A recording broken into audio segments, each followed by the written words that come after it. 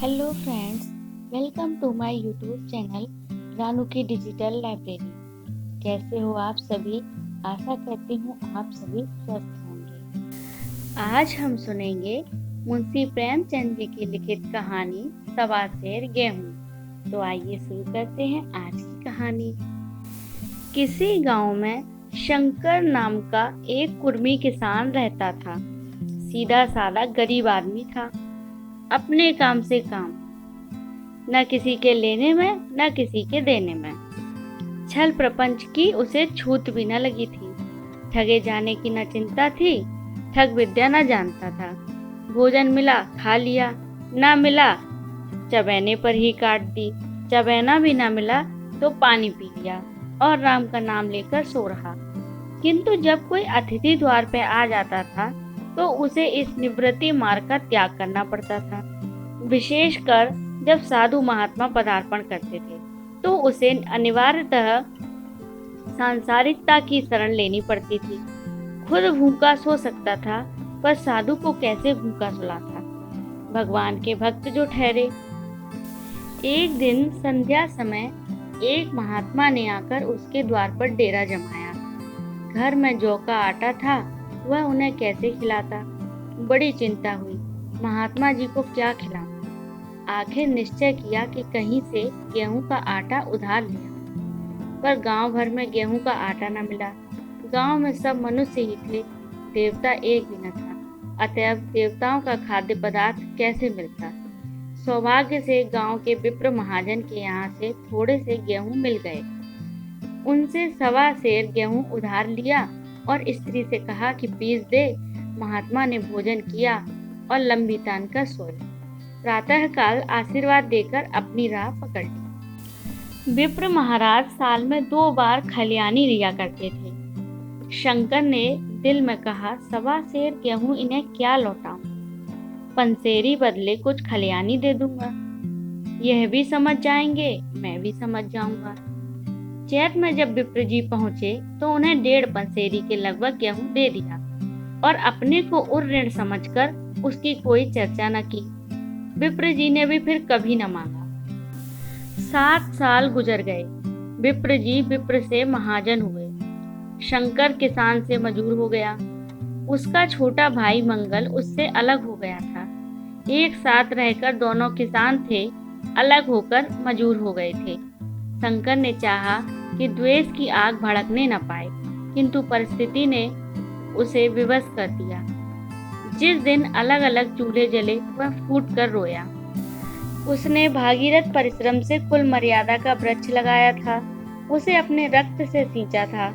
उसको जड़ से उखड़ता देखकर उसके हृदय के टुकड़े हुए जाते थे। 7 दिनों तक उसने दाने की सूरत न देखी। दिन भर जेठ की दोपहरी में काम करता और रात को मुंह लपेटकर सो रहता। इस भीषण वेदना और दुस्सह कष्ट ने रक्त को जला दिया, मांस और मज्जा को घुला दिया। बीमार पड़ा तो महीनों खाट से न उठा। अब गुजर बसर कैसे हो? 5 बीघे के आधे रह गए, 1 बैल रह गया। खेती क्या खाक होती? अंत को यहाँ तक नौबत पहुंची कि खेती केवल मर्यादा रक्षा का साधन मात्र रह गई। जीविका का भार मजूरी पर आ पड़ा। 7 वर्ष बीत गए। एक दिन शंकर मजूरी करके लौटा तो राह में विप्र जी ने टोक कर कहा, शंकर, कल आकर अपने बीज बैग का हिसाब कर ले। तेरे यहाँ 5.5 मन गेहूं कब के बाकी पड़े हैं और तू देने का नाम नहीं लेता। हजम करने का मन है क्या? शंकर ने आश्चर्यचकित होकर कहा, मैंने तुमसे गेहूं कब लिए थे जो 5.5 मन हो गए? तुम भूलते हो मेरे यहाँ किसी का छटाक भर न अनाज है न 1 पैसा उधार। विप्र ने कहा, इसी नियत का फल भोग रहे हो कि खाने को नहीं जुड़ता? यह कहकर विप्र ने उस सवा सेर गेहूं का जिक्र किया जो आज के 7 वर्ष पहले शंकर को दिए थे। शंकर सुनकर अवाक रह गया। हे ईश्वर, मैंने इन्हें कितनी बार खलियानी दी, इन्होंने मेरा कौन सा काम किया? जब जब पोथी पत्रा देखने आए, शायद सगुन विचारने द्वार पर आते थे, कुछ ना कुछ दक्षिणा ले ही जाते थे। इतना स्वार्थ! सवा सेर अनाज को अंडे की भांति सेकर आज यह पिशाच खड़ा कर दिया, जो मुझे निगल ही जाएगा। इतने दिनों में एक बार भी कह देते तो मैं गेहूं तौलकर दे देता। क्या इसी नियत से चुप सादे बैठे रहे? बोला, महाराज, नाम लेकर तो मैंने उतना अनाज नहीं दिया, पर कई बार खलियानों में से सेर 2-2 सेर दिया है। अब आप आज 5.5 मन मांगते हैं, मैं कहाँ से दूंगा? विप्र ने कहा, लेखा जो बख्शीश 100-100। तुमने जो कुछ दिया होगा उसका कोई हिसाब नहीं, चाहे एक की जगह पसेरी दे दो। तुम्हारे नाम बही में 5.5 मन लिखा हुआ है, जिससे चाहे हिसाब करवा लो। दे दो तो तुम्हारा नाम छेक दो, नहीं तो और भी बढ़ता रहेगा। शंकर ने कहा, पांडे, क्या एक गरीब को सताते हो? मेरे खाने का ठिकाना नहीं, इतना गेहूं किसके घर से लाऊं? विप्र ने कहा, जिसके घर से चाहे लाओ, मैं छटाक भर भी नहीं छोड़ूंगा। यहाँ न दोगे तो भगवान के घर तो दोगे। शंकर कांप उठा। हम पढ़े लिखे आदमी होते तो कह देते, अच्छी बात है, ईश्वर के घर ही देंगे। वहाँ की तौल यहाँ की तौल से कुछ बड़ी न होगी। किंतु शंकर इतना तार्किक, इतना व्यवहारिक और चतुर न था। एक तो ऋण, वह भी ब्राह्मण का, वही में नाम रह गया तो सीधे नरक में जाऊंगा, इस ख्याल से ही उसे रोमांच हो जाता। बोला, महाराज, तुम्हारा जितना होगा यही दूंगा, ईश्वर के यहाँ क्यों दूं? इस जन्म में तो ठोकर खा ही रहा हूँ, उस जन्म के लिए क्यों कांटे बोऊं? मगर यह कोई न्याय नहीं है। तुमने राई का पर्वत बना दिया।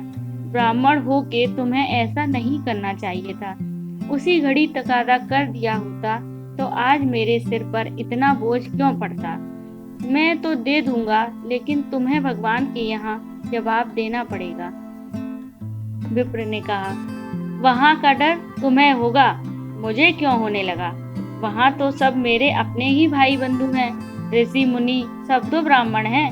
जो कुछ बनेगी बिगड़ेगी संभाल लेंगे। तो कब देते हो? शंकर ने कहा, मेरे पास रखा तो है नहीं, किसी से मांग जांच कर लाऊंगा, तभी न दूंगा। विप्र ने कहा, मैं यह न मानूंगा। 7 साल हो गए, अब एक दिन की भी मोहलत न दूंगा। गेहूं नहीं दे सकते तो दस्तावेज लिखा दो। शंकर ने कहा, मुझे तो देना है, चाहे गेहूं लो चाहे दस्तावेज लिखाओ। किस हिसाब से दाम रखोगे? विप्र ने कहा, बाजार भाव 5 सेर का है, तुम्हें 5.25 सेर काट दूंगा। शंकर ने कहा, जब दे ही रहा हूँ तो बाजार भाव काटूंगा, पाव भर छुड़ाकर क्यों दोषी बनूं? हिसाब लगाया तो गेहूं के दाम 60 रुपए हुए। 60 रुपए का दस्तावेज लिखा दिया। 3 रुपए सैकड़े सूद। साल भर में न देने पर सूद की दर से 211 रुपए सैकड़े, 11 रुपए का स्टाम्प, 1 रुपया दस्तावेज की लिखाई शंकर को ऊपर से देनी पड़ी। शंकर ने साल भर तक कठिन तपस्या की। म्याद की अवधि से पहले रुपए अदा करने का व्रत सा कर लिया। दोपहर के पहले भी चूल्हा न जलता था, चबैना पर ही बसर होती थी। अब वह भी बंद हुआ। केवल लड़के के लिए रात की रोटियां रख दी जाती। पैसे रोज का तम्बाकू पी जाता था। यही एक व्यसन था जिसका वह कभी त्याग न कर सका था। अब वह व्यसन भी इस कठिन व्रत की भेंट चढ़ गया। उसने चिलम पटक दी, हुक्का तोड़ दिया और तम्बाकू की हांडी चूर चूर कर डाली। कपड़े पहले भी त्याग की चरम सीमा तक पहुंच चुके थे, अब वह प्रकृति की न्यूनतम रेखाओं में आबद्ध हो गए। कड़ाके की ठंडी को उसने आग ताप कर काट दिया। इस ध्रुव संकल्प का फल आशा से बढ़कर निकला। साल के अंत में उसके पास 60 रुपए जमा हो गए। उसने समझा, पंडित जी को इतने रुपए दे दूंगा और कहूंगा, महाराज बाकी रुपए भी जल्द ही आपके सामने हाजिर करूंगा। 15 रुपए की तो बात है, क्या पंडित जी इतना भी नहीं मानेंगे? उसने रुपए लिए और ले जाकर पंडित जी के चरण कमलों पर अर्पण कर दिए। पंडित जी ने विस्मित होकर पूछा, किसी से उधार लिए हैं क्या? शंकर ने कहा, नहीं महाराज, आपके आशीष से आपकी मजूरी अच्छी मिली। विप्र ने कहा, लेकिन यह तो 60 रुपए ही है।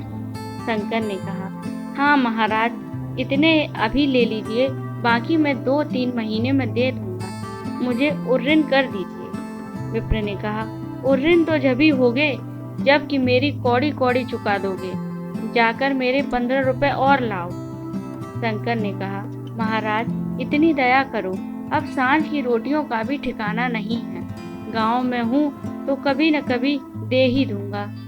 विप्र ने कहा, मैं यह रोग नहीं पालता, ना बहुत बातें करना जानता हूँ।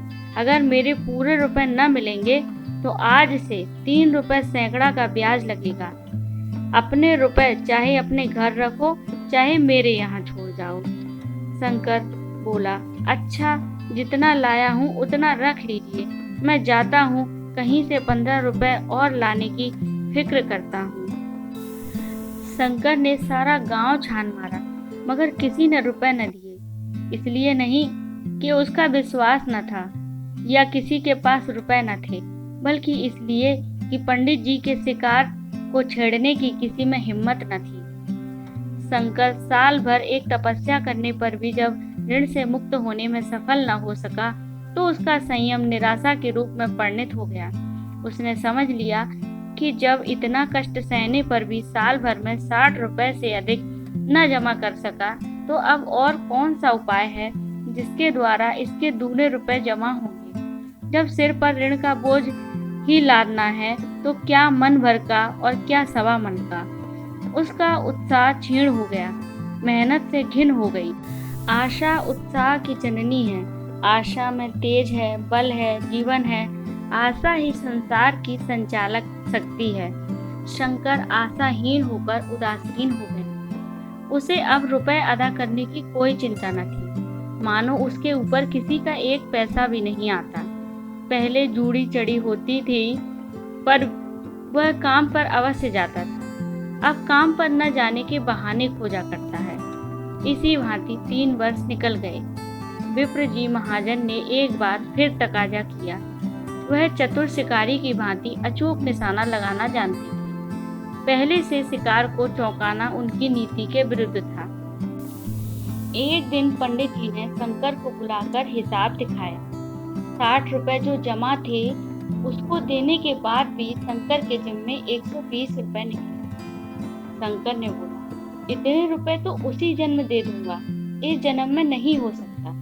विप्र ने कहा, मैं इसी जन्म में लूंगा, मूल न सही, सूद तो देना ही पड़ेगा। शंकर ने कहा, एक बैल है वह भी ले लीजिए, और मेरे पास रखा ही क्या है। विप्र ने कहा, मुझे बैल बदिया लेकर क्या करना, मुझे देने को तुम्हारे पास बहुत कुछ है। शंकर ने क्या, और क्या है महाराज?